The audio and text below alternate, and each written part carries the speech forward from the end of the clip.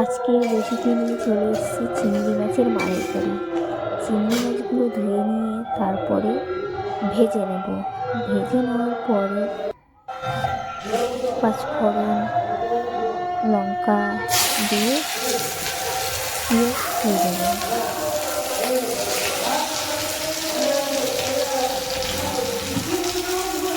দেখো পেঁয়াজ দিচ্ছি আমি। পেঁয়াজগুলো দেওয়া হলে ভালো করে নেড়ে নেব।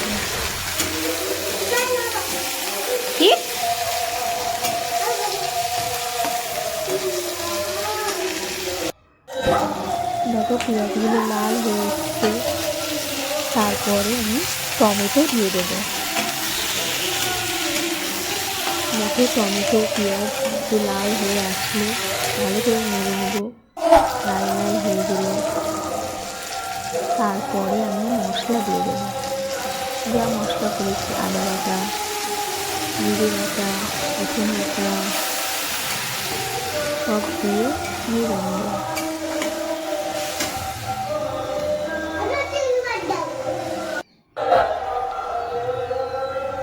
হলুদ, লবণ তোমাদের পরিমাণ মতন তোমরা দেবে।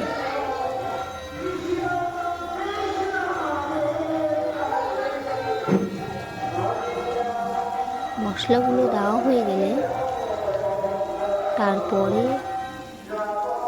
নেড়ে ভালো করে মাখিয়ে দেবে। তারপরে পরিমাণ মতন একটু জল দেবে, দিয়ে নাড়বে।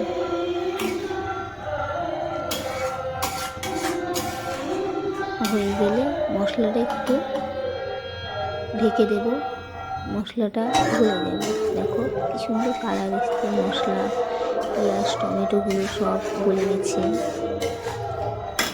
এইভাবে নাড়তে থাকলে নাড়তে নাড়তে কালার চলে আসবে। দেখো কি সুন্দর কালার এসছে।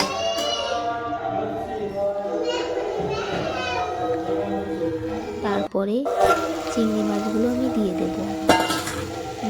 দেওয়া হয়ে গেলে ভালো করে কষে নেব। চিংড়ি মাছের সঙ্গে একটু নেড়ে ভালো করে কষে নেব। কষতে কষতে তারপরে তোমরা তোমাদের মতন পরিমাণ মতন জল দেবে।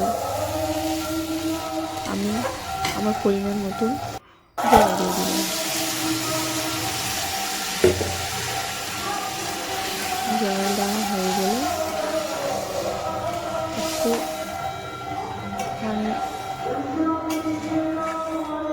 উনুনে ফুটতে দেবে।